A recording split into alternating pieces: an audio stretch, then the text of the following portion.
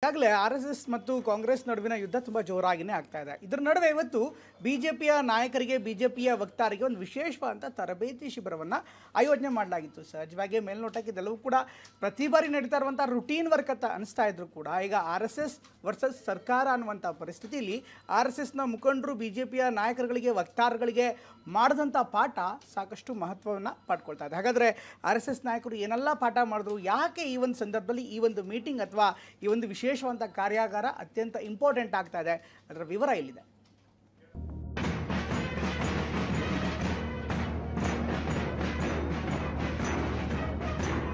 ಪಥಸಂಚಲನ ಸಂಬಂಧಪಟ್ಟ ಸರ್ ಜಡಪಟ ಇನ್ನೂ ನಡೀತಾ ಪಥಸಂಚಲನ ಬಿಟ್ಟು ಬೇರೆ ಏನಾದ್ರು ಮಾತಾಡೋಣ. ಈಗ ಪ್ರಿಯಾಂಕರ್ಗೆ ಮತ್ತೆ 10 ಪ್ರಶ್ನೆಗಳನ್ನ ಕೇಳಿದ್ದಾರೆ ಸರ್. ಅವರ ಪ್ರಶ್ನೆಗಳಿಗೆ ನಮ್ಮದು ಯಾವುದೇ ಉತ್ತರಗಳು ಇಲ್ಲ. ಶತಮಾನೋತ್ಸವ ಕಾರ್ಯಕ್ರಮದ ಅಂಗವಾಗಿ ರಾಜ್ಯದೆಲ್ಲೆಡೆ ಹಮ್ಮಿಕೊಂಡಿದ್ದ ಪಥಸಂಚಲನ ಆರ್ಎಸ್ಎಸ್ ಕುರಿತಾಗಿ ದೊಡ್ಡ ಚರ್ಚೆ ಹುಟ್ಟುಹಾಕಿತ್ತು.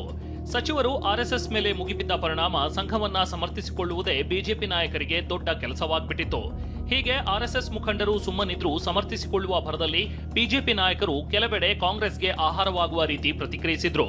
ಈ ಹಿನ್ನೆಲೆಯಲ್ಲಿ ಬಿಜೆಪಿ ನಾಯಕರಿಗೆ ಪಕ್ಷದ ನಿಲುವನ್ನ ಹೇಗೆ ಸಮರ್ಥಿಸಿಕೊಳ್ಬೇಕು ಎಂಬ ಬಗ್ಗೆ ಆರ್ಎಸ್ಎಸ್ ಮುಖಂಡರೇ ತರಬೇತಿ ರೀತಿಯಲ್ಲಿ ವರ್ಕ್ಶಾಪ್ ನಡೆಸಿದ್ದಾರೆ.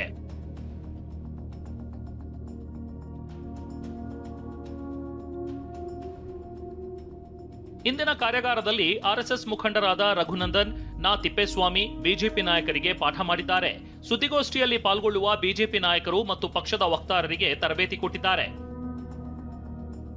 ಕಾಂಗ್ರೆಸ್ ವಿರೋಧಕ್ಕೆ ಹೇಗೆ ಕೌಂಟರ್ ಕೊಡಬೇಕು, ಆರ್ಎಸ್ಎಸ್ ಕುರಿತ ವಿಚಾರಗಳನ್ನ ಅದು ಹೇಗೆ ಮಂಡಿಸಬೇಕು, ಆರ್ಎಸ್ಎಸ್ ಕುರಿತು ಅನಗತ್ಯ ಹೇಳಿಕೆ ಕೊಡಬಾರದು, ಆರ್ಎಸ್ಎಸ್ ಕುರಿತಾಗಿ ನಾವು ಕಾನೂನಿನ ಹೋರಾಟ ಮಾಡ್ತೀವಿ, ನಮ್ಮದು ಇತಿಹಾಸ ಹಾಗೂ ಸೈದ್ಧಾಂತಿಕ ಹೋರಾಟ, ನೀವು ರಾಜಕೀಯವಾಗಿ ಅಷ್ಟೇ ಹೋರಾಡಬೇಕು, ಎಲ್ಲರೂ ಕೂಡ ಟೀಕಿಸುವಾಗ ಸಭ್ಯ ಭಾಷೆ ಬಳಸಬೇಕು, ಆರ್ಎಸ್ಎಸ್ ಸೈದ್ಧಾಂತಿಕ ವಿಚಾರಗಳ ಬಗ್ಗೆ ಮಾತನಾಡಬೇಕು.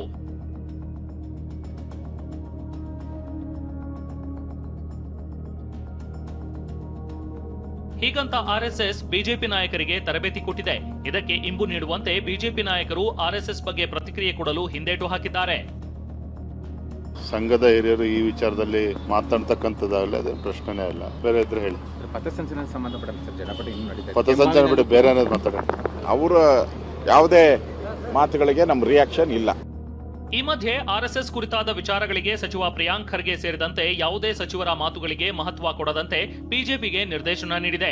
ಇದರ ಬದಲಾಗಿ ಪ್ರಿಯಾಂಕ್ ಖರ್ಗೆ ನಿರ್ವಹಿಸುತ್ತಿರುವ ಇಲಾಖೆಗಳಲ್ಲಿನ ಲೋಪದೋಷಗಳ ಬಗ್ಗೆ ಬೆಳಕು ಚೆಲ್ಲುವಂತೆ ಸೂಚನೆ ಕೊಟ್ಟಿದೆ. ಒಟ್ಟಾರೆ ಇತ್ತೀಚಿನ ದಿನಗಳಲ್ಲಿ ಆರ್ಎಸ್ಎಸ್ ಕುರಿತಾದ ಚರ್ಚೆ ದೊಡ್ಡ ಮಟ್ಟದಲ್ಲಿ ನಡೆದು ಹೋಗಿದೆ. ಆದರೆ ಸಂಘವನ್ನ ಸಮರ್ಥಿಸಿಕೊಳ್ಳುವ ಭರದಲ್ಲಿ ಕೆಲವು ಬಿಜೆಪಿ ನಾಯಕರು ಮಾತಿನ ತೂಕ ತಪ್ಪಿದ ಕಾರಣ ಈಗ ಆರ್ಎಸ್ಎಸ್ ಮುಖಂಡರು ಬಿಜೆಪಿ ನಾಯಕರಿಗೆ ಇಂದು ಸಮತೂಕದ ಪಾಠ ಮಾಡಿದ್ದಾರೆ. ಕಿರಣ್ ಹನಿಯಾಡ್ಕ, ಟಿವಿ9 ಬೆಂಗಳೂರು.